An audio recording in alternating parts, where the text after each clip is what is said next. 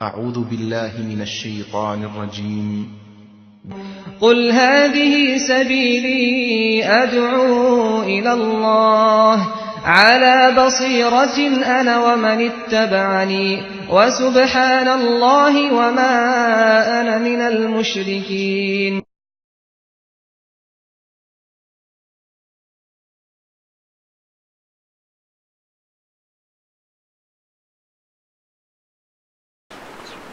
إن الحمد لله نحمده ونستعينه ونستغفره ونؤمن به ونتوكل عليه ونعوذ بالله من شرور أنفسنا ومن سيئات أعمالنا من يهده الله فلا مضل له ومن يضلل فلا هادي له وأشهد أن لا إله إلا الله وحده لا شريك له وأشهد أن محمدًا عبده ورسوله. اللهم صل على محمد وعلى آل محمد كما صليت على إبراهيم وعلى آل إبراهيم إنك حميد مجيد. اللهم بارك على محمد وعلى آل محمد كما باركت على إبراهيم وعلى آل إبراهيم إنك حميد مجيد. أما بعد، فإن خير الحديث كتاب الله وخير الهدي هدي محمد صلى الله عليه وسلم وشر الأمور محدثاتها وكل محدثة بدعة وكل بدعة ضلالة وكل ضلالة في النار. تمام تعریفیں اللہ تعالیٰ کے لیے ہیں جو سارے جہاں کا خالق، مالک اور اس کا پروردگار ہے. رحمتیں اور سلامتی ہو احمد مصطفیٰ محمد مصطفیٰ محمد ابن عبداللہ پر جو سارے جہاں والوں کے لیے رحمت بنا کر بھیجے گئے. برادران اسلام، دختران ملت، دنیا میں کبھی نعمتوں کے ذریعے کبھی آزمائشوں کے ذریعے، خیر اور شر کے ذریعے بندوں کو آزمانا یہ اس دنیا کا قانون ہے. یہ اللہ تعالیٰ کی سنت ہے کہ یہاں پر کبھی خوشی ہوتی ہے تو کبھی غم ہوتا ہے، کبھی نعمتیں ہوتی ہیں تو کبھی مصیبتیں آتی ہیں، چاہے وہ افراد پر ہو یا قوموں پر ہو. اور اللہ تعالیٰ نے اس سنت کا ذکر کرتے ہوئے کئی جگہ اللہ نے فرمایا الف لام میم احسب الناس ان يتركوا ان يقولوا آمنا وهم لا يفتنون ولقد فتنا الذين من قبلهم فليعلمن الله الذين صدقوا وليعلمن الكاذبين. الف لام میم. کیا لوگ یہ سمجھ رہے ہیں کہ ان کے اس دعوے پر کہ ہم ایمان لائے، ہم مسلمان ہیں، چھوڑ دیے جائیں گے اور ان کو آزمایا نہیں جائے گا؟ نہیں، ایسا نہیں ہوگا. اللہ کہتا ہے ہم نے ان سے پہلے لوگوں کو آزمایا اور اللہ تعالیٰ ضرور پریکٹیکل طور پر میدان عمل میں ان کو دیکھ لے گا جو اپنے ایمان کو سچ کر کے بتاتے ہیں اور جھوٹوں کو بھی اللہ تعالیٰ دیکھ لے گا. اللہ تعالیٰ جانتا ہے پہلے ہی سے، ازل سے اس کا علم ہے، لیکن عملی میدان میں کون اپنے ایمان کے دعوے میں سچا ہے، کون جھوٹا ہے، یہ پریکٹیکل طور پر نظر آ جائے گا. ایک اور جگہ اللہ فرماتا ہے وَنَبْلُوكُمْ بِالشَّرِّ وَالْخَيْرِ فِتْنَةً وَإِلَيْنَا تُرْجَعُونَ. اور ہم تمہیں شر اور خیر کے ساتھ، بھلائی کے ساتھ، بہتری کے ساتھ، یعنی کبھی اچھا رکھ دے کر، کبھی مصیبتوں میں مبتلا کر ہم آزمائیں گے اور ہماری ہی طرف تمہیں لوٹ کر آنا ہے. اور اللہ تعالیٰ فرماتا ہے وَبَلَوْنَاهُمْ بِالْحَسَنَاتِ وَالسَّيِّئَاتِ. اور ہم نے ان کو نعمتوں کے ذریعے اور مصیبتوں کے ذریعے ان کو آزمایا تاکہ وہ اللہ کی طرف پلٹ کر آئیں. ایک اور جگہ فرماتا ہے وَجَعَلْنَا بَعْضَكُمْ لِبَعْضٍ فِتْنَةً أَتَصْبِرُونَ. اور ہم نے تم میں سے بعض کو بعض کے لیے آزمائش اور فتنے کا سبب بنایا، سامان بنایا. کیا تم صبر کرو گے؟ اللہ پوچھتا ہے کیا تم صبر کرو گے؟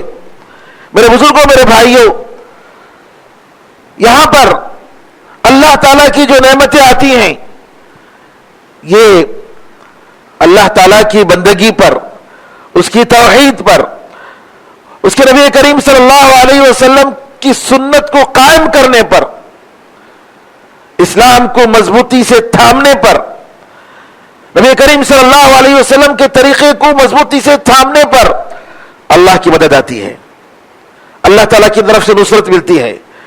اور جب اللہ تعالیٰ کے حکم کی خلاف ورزی ہو تو ایسی صورت میں اللہ تعالیٰ کا عذاب آتا ہے. اللہ تعالیٰ فرماتا ہے یا ایھا الذین آمنوا ان تنصروا اللہ ینصرکم ویثبت اقدامکم، اے لوگوں جو ایمان لائے ہو، اگر تم اللہ کی مدد کرو گے یعنی اس کے دین کی مدد کرو گے تو اللہ تعالیٰ تمہاری مدد کرے گا اور تمہارے قدموں کو مضبوطی عطا فرمائے گا، تمہیں ثابت قدمی عطا فرمائے گا.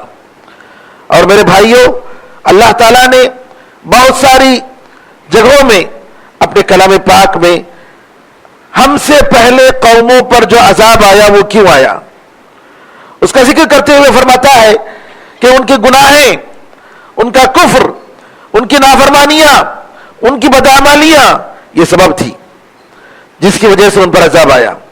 اللہ کہتا ہے فَكُلًّا أَخَذْنَا بِذَنبِهِ، ہم نے سب کو ان کے گناہوں کی پاداش میں پکڑا. فَمِنْهُمْ مَنْ أَرْسَلْنَا عَلَيْهِ حَاصِبًا، ان میں سے کچھ لوگوں پر ہم نے پتھر کی بارش کی. وَمِنْهُمْ مَنْ أَخَذَتْهُ الصَّيْحَةُ، ان میں سے کچھ جن کو ایک زبردست چیخ نے پکڑ لیا اور ان کو برباد کر دیا. وَمِنْهُمْ مَنْ خَسَفْنَا بِهِ الْأَرْضِ، اور ان میں سے کچھ وہ ہیں جن کو ہم نے زمین میں زندے دھسا دیا، زمین میں زندے ان کو ایسے ہی دھسا دیا. وَمِنْهُمْ مَنْ أَغْرَقْنَا، اور ان میں سے کچھ ہیں جن کو ہم نے پانی میں سمندر میں ڈبو دیا. وَمَا كَانَ اللَّهُ لِيَظْلِمَهُمْ وَلَكِنْ أَنفُسَهُمْ كَانُوا يَظْلِمُونَ، اللہ تعالیٰ ان لوگوں پر ظلم کرنے والا نہیں تھا بلکہ یہ لوگ اپنے آپ پر ظلم کر رہے تھے. اور اللہ تعالیٰ صاف فرماتا ہے وَلَقَدْ أَرْسَلْنَا إِلَىٰ أُمَمٍ مِّن قَبْلِكَ فَأَخَذْنَاهُمْ بِالْبَأْسَاءِ وَالضَّرَّاءِ لَعَلَّهُمْ يَتَضَرَّعُونَ، ہم نے تم سے پہلے لوگوں کے پاس رسولوں کو بھیجا اور ان کو نعمتوں کے ذریعے، مصیبتوں کے ذریعے آزمایا تاکہ وہ گڑ گڑائیں. اللہ تعالیٰ کی نعمت کے موقع پر اللہ کا شکر ادا کرنا، مصیبت کے موقع پر صبر کرنا، آزمائشوں کے موقع پر اللہ تعالیٰ کے پاس گڑ گڑانا، اپنے گناہوں سے توبہ کرنا، اپنے عاجزی کا اظہار کرنا، یہ ساری چیزیں اگر ہوں گی تب جو ہے اللہ تعالیٰ معاف فرماتا ہے. کہتا ہے لعلهم يتضرعون فلولا اذ جاءهم بأسنا تضرعوا، اللہ کہتا ہے کہ جب ہماری پکڑ آئی، جب ہمارا عذاب آیا، جب ہماری مصیبت آئی تو کیوں یہ لوگ ہماری طرف، ہمارے پاس یہ لوگ پلٹ کر نہیں آئے، کیوں نہیں گڑ گڑائے. صاف اللہ کا یہ پیغام ہے میرے بھائیوں.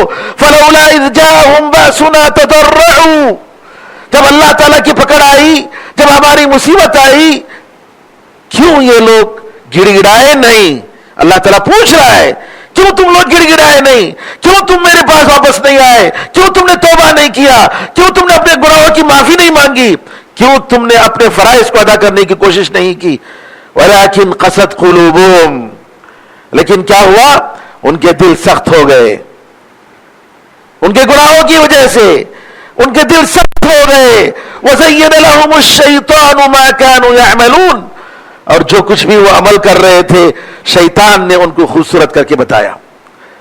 میرے بزرگوں، میرے بھائیوں، یہاں اللہ تعالیٰ صاف کہہ رہا ہے مصیبتوں کے موقع پر، پریشانیوں کے موقع پر، تکلیفوں کے موقع پر اللہ تعالیٰ تک کی طرف پلٹنا، توبہ کرنا، خلوص نیت کے ساتھ، جی للہیت کے ساتھ، پورے اخلاص کے ساتھ اللہ تعالیٰ کی طرف پلٹ کر آنا، توبہ کرنا، گناہوں کو چھوڑنا، یہ وہ ذریعہ ہے جس کی وجہ سے اللہ تعالیٰ ہمیں مصیبتوں سے بچا سکتا ہے. ورنہ میرے بھائیوں ایسے ہی یہ مصیبت نہیں جائے گی. جو مصیبت مسلمانوں پر آج ہمارے ملک میں آ پڑی ہے، اگر اس کو حقیقت میں اس سے بچنا ہے اور ملک میں امن و سلامتی قائم کرنا ہے، اپنی جان کی، مال کی، عزت کی حفاظت کرنی ہے، تو سب سے پہلے میرے بھائیوں اللہ تعالیٰ کی طرف گڑ گڑانا ہے، واپس جانا ہے، توبہ کرنا ہے، فرائض کی پابندی کرنی ہے، اور اس کے بغیر اللہ تعالیٰ کی طرف سے یہ مصیبت نہیں ٹلے گی۔ اللہ کی مدد کے بغیر کوئی مصیبت ٹل نہیں سکتی۔ امیر المؤمنین عمر بن عبدالعزیز رحمۃ اللہ علیہ کا واقعہ ہے۔ ان کے زمانے میں زلزلہ آتا ہے تو اپنے گورنروں کو لکھتے ہیں تو اللہ تعالیٰ کی طرف توبہ کرو، اور مسلمانوں کو حکم دو کہ توبہ کریں، اللہ کی طرف گڑ گڑائے، اپنے گناہوں سے معافی مانگے، کیونکہ یہ جو مصیبتیں آئی ہیں یہ سب ہمارے گناہوں کی وجہ سے ہیں۔ اور جب تک میرے بزرگوں، میرے بھائیوں، ہم اللہ تعالیٰ کی طرف نہیں پلٹیں گے یہ مصیبت ہرگز ٹل نہیں سکتی۔ لہٰذا آپ اللہ تعالیٰ کی طرف توبہ کیجئے، اللہ تعالیٰ پر بھروسہ کیجئے، اللہ سے امید رکھیے، تاکہ اللہ تعالیٰ ہمیں ہماری نعمتوں کو جو ہے واپس دلائے، اللہ تعالیٰ امن و سلامتی کو واپس دلائے، اور اللہ تعالیٰ اس ملک میں عزت کے ساتھ ہم سارے مسلمانوں کو زندگی گزارنے کی توفیق عطا فرمائے۔ آمین ارحم الراحمین۔ میرے بزرگوں، میرے بھائیوں، نبی کریم صلی اللہ علیہ وسلم کی ہم سنت میں دیکھتے ہیں، آپ کی سیرت میں دیکھتے ہیں، 23 سالہ زندگی میں، اس مختصر سی سیرت، مختصر سی زندگی میں آپ نے پوری دنیا والوں کو جو پیغام دیا، جس طریقے سے آپ نے کامیابی کے ساتھ اکیلے نکلے تھے، قولوا لا الہ الا اللہ تفلحوا کا نعرہ لے کر کہ تم لوگ لا الہ الا اللہ کہو، اللہ کے سوا معبود برحق کوئی نہیں، تم لوگ کامیاب ہو جاؤ گے، اس نعرے کو لے کر نبی کریم صلی اللہ علیہ وسلم نکلے، اکیلے تھے۔ آپ دیکھتے ہیں کہ 13 سال کی زندگی میں کچھ 100 صحابہ ایمان لائے مکے کی زندگی میں، اور نبی کریم صلی اللہ علیہ وسلم کو اللہ تعالیٰ نے مدینہ بھیجا، ہجرت کرنے کا حکم دیا، اور نبی کریم صلی اللہ علیہ وسلم جس طریقے سے آپ نے کام کی، اپنے مقصد کو پورا کیا۔ یہاں آپ کی زندگی میں ہم دیکھتے ہیں کہ آپ کی سیرت، مسلسل پلاننگ۔ ہمارے پاس کیا ہے؟ ہم مسلمانوں کے پاس جذباتی ہوتے ہیں، جذبات کے ساتھ ہم کھیلتے ہیں، نوجوان جذباتی بن جاتے ہیں، اور جذبات سے مسائل حل نہیں ہوتے۔ یاد رکھیے، جذبات سے مسائل حل نہیں ہوتے۔ مسائل کا حل قرآن اور حدیث کی روشنی میں سوچنا، پلاننگ کرنا، کس طریقے سے اس مصیبت کو ہم ٹال سکتے ہیں، ہمیں کیا کرنا چاہیے، باقاعدہ بیٹھ کر پلاننگ کرنے کی ضرورت ہے۔ اور سب سے بڑھ کر ہم سب کو ایک قیادت پر جمع ہونے کی ضرورت ہے۔ آج مسئلہ کیا ہے؟ ہر آدمی فتویٰ دیتا ہے، ہر آدمی بڑا ہے، ہر آدمی اپنی جگہ امیر ہے۔ یہ مصیبت، نبی کریم صلی اللہ علیہ وسلم کی تعلیم اگر آپ دیکھیں کہ آپ نے 3 آدمی اگر کسی سفر میں جاتے ہیں، کہا ایک آدمی کو امیر بناؤ، بڑا بناؤ۔ 2 آدمی جاتے ہیں تو یہ ایک آدمی بڑا ہوگا، اور دوسرا اس کو مانے گا، اس کی بات کو، جب تک وہ اللہ تعالیٰ کی نافرمانی نہیں کرتا ہے۔ سبحان اللہ۔ ہمارے پاس پلاننگ نہیں ہے، ہمارے پاس پلاننگ نہیں ہے، ہمارے پاس اتحاد نہیں ہے، نہ سیاسی لوگوں میں اتحاد ہے، نہ علماء میں اتحاد ہے، نہ دینی جماعتوں میں اتحاد ہے۔ آخر اللہ کی مدد کب آئے گی میرے بھائیوں؟ اتحاد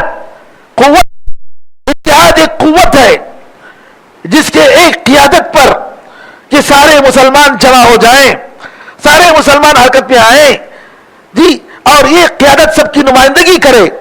آج اس کی ضرورت ہے، اور اس کے بغیر کوئی پلاننگ نہیں ہو سکتی۔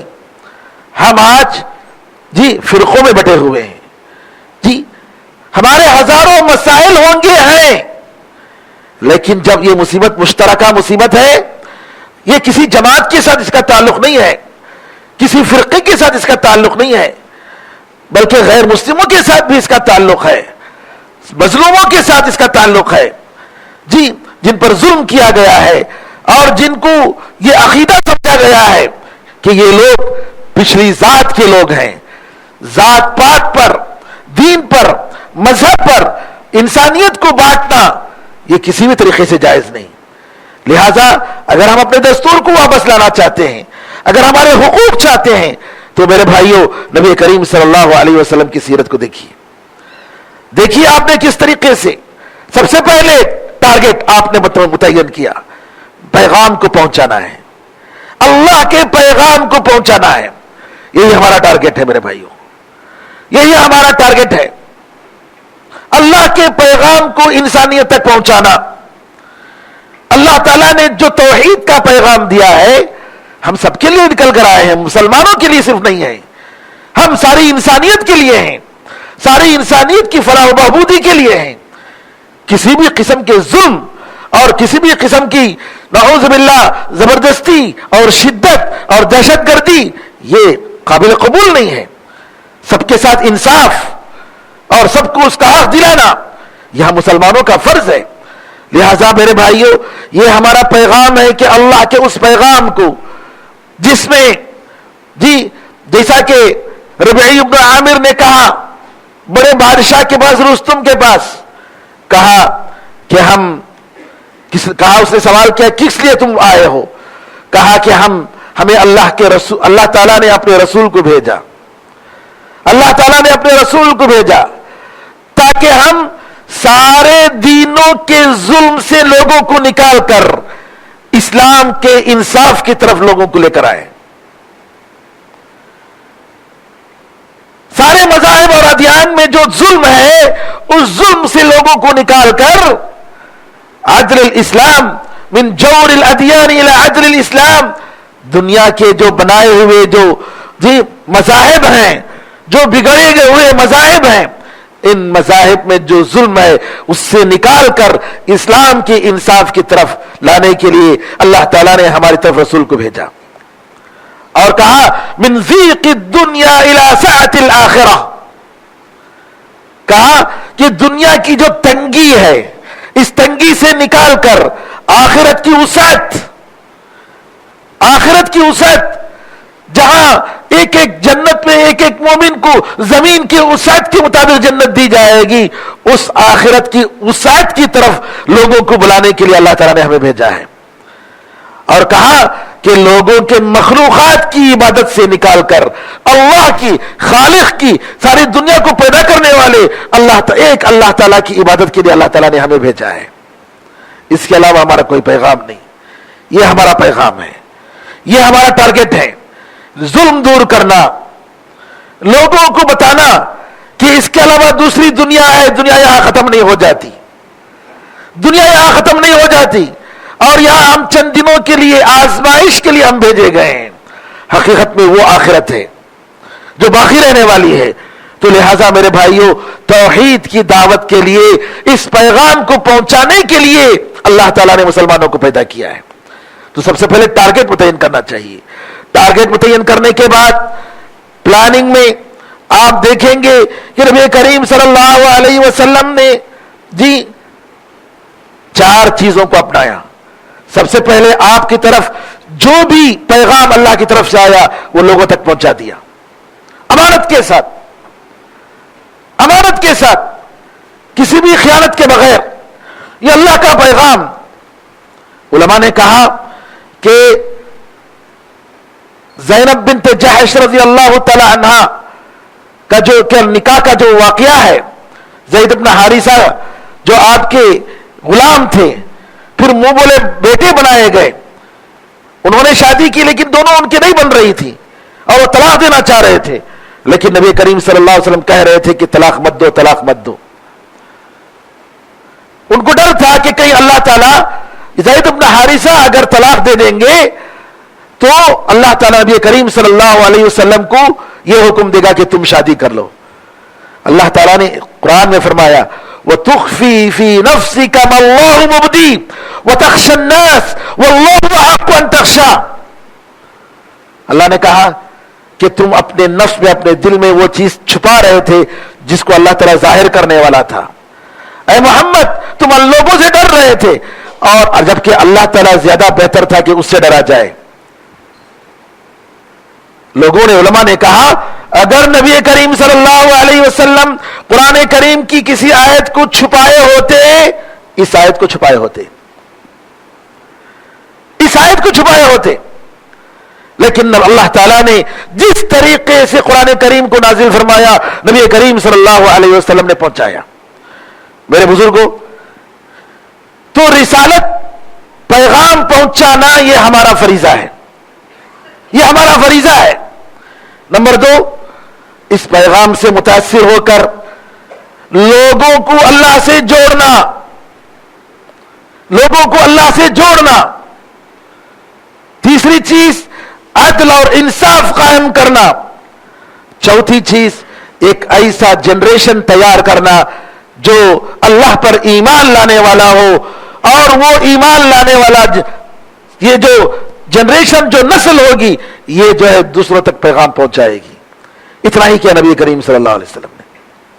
نبی کریم صلی اللہ علیہ وسلم کی سیرت اٹھا کر دیکھ لیجیے، صحابہ رضی اللہ تعالیٰ عنہ مجمعین کو جس طریقے سے آپ نے تربیت دی، اور جس طریقے سے آپ نے پوری دنیا میں امن و سلامتی پہنچانے کے لیے جی ان کو تیار کیا، ایک مٹھی بھر کی جماعت۔ صحابہ کی کتنی تعداد تھی؟ سب سے زیادہ تعداد جو بتائی جاتی ہے کہ حجۃ الوداع کے موقع پر 1,24,000 صحابہ جمع ہوئے، جیسا کہ امام ابو زرعہ رحمۃ اللہ علیہ نے فرمایا۔ کتنے؟ 1,24,000۔ اور جن میں ذکر آتا ہے وہ تو بعض ہزار پر بس منحصر ہے۔ اب اتنے صحابہ رضی اللہ عنہ اجمعین کے ذریعے ایران، جی روم، اور جتنی بڑی طاقتیں تھیں وہ سب کی سب اسلام میں داخل ہو گئی۔ کیسے؟ پلاننگ کے ذریعے۔ عمر رضی اللہ تعالیٰ عنہ جن کے چادروں میں پیوند لگے ہوتے تھے، جی ایران اور روم ان کے زمانے میں فتح ہوا، مصر فتح ہوا، یمن فتح ہوا، یہ سب حالانکہ اور جو مٹی پر زمین پر سوتے تھے، کوئی کارپیٹ نہیں تھی، اور اکیلے سوتے تھے، کوئی باڈی گارڈ بھی نہیں تھا۔ اسی لیے جب ایک شخص گیا ان کے منہ کو دیکھا اور کہا کہ سبحان اللہ، اتنا بڑا بادشاہ جس کی حکومت پر سورج غروب نہیں ہوتا ہے، اور وہ اکیلے جی زمین پر مسجد میں سو رہا ہے، ایک چھڑی ہے اس کے ساتھ، 2 چادروں پہ، جی بغیر کسی تاج کے، ایسا بادشاہ۔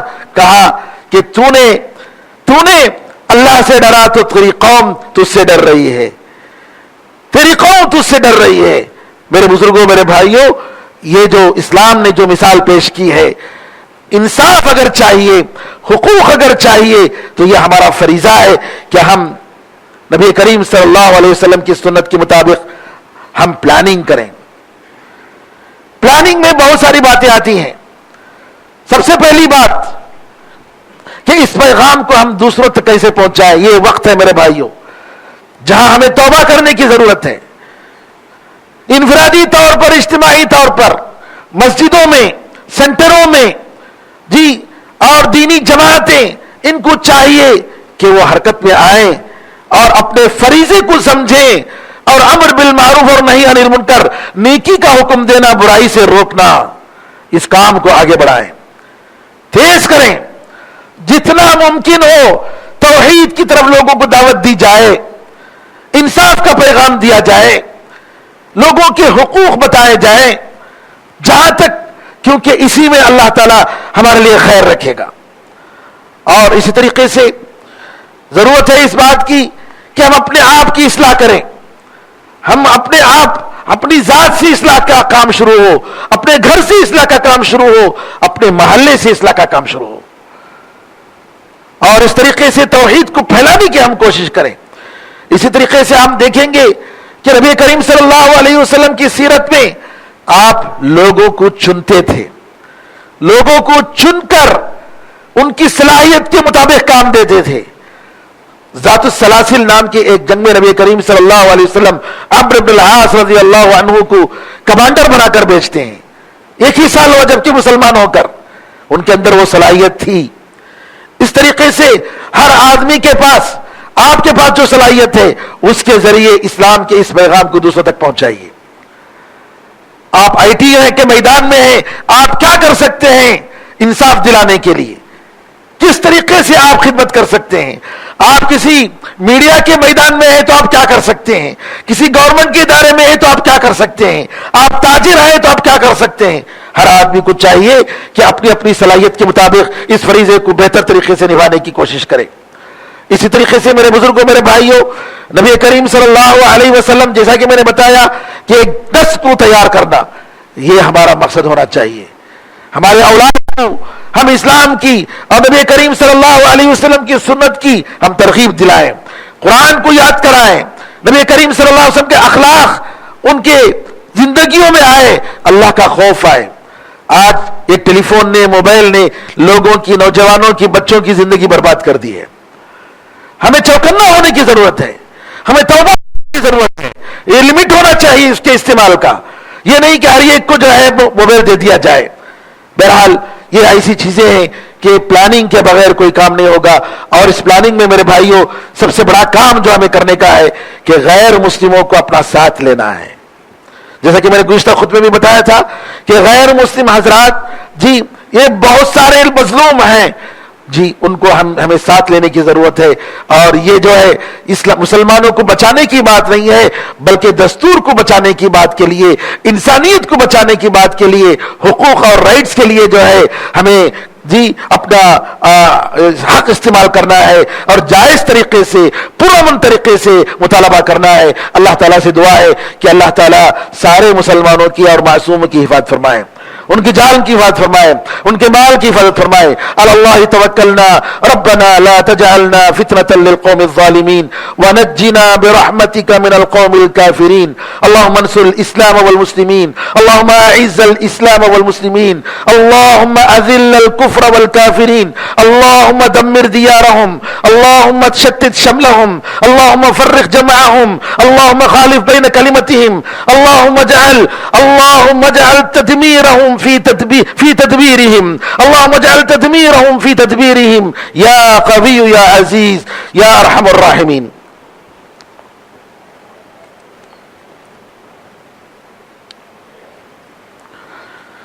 إن الحمد لله نحمده ونستعينه ونستغفره ونؤمن به ونتوكل عليه ونعوذ بالله من شرور أنفسنا ومن سيئات أعمالنا، من يهده الله فلا مضل له ومن يضلل فلا هادي له، وأشهد أن لا إله إلا الله وحده لا شريك له، وأشهد أن محمدا عبده ورسوله. اللهم صل على محمد وعلى آل محمد كما صليت على إبراهيم وعلى آل إبراهيم إنك حميد مجيد. اللهم بارك على محمد وعلى آل محمد كما باركت على إبراهيم وعلى آل إبراهيم إنك حميد مجيد. وصل على جميع الأنبياء والمرسلين والملائكة المقربين والخلفاء الراشدين وعلى جميع الصحابة أجمعين ومن تبعهم بإحسان إلى يوم الدين. اللهم انصر الإسلام والمسلمين، اللهم أعز الإسلام والمسلمين.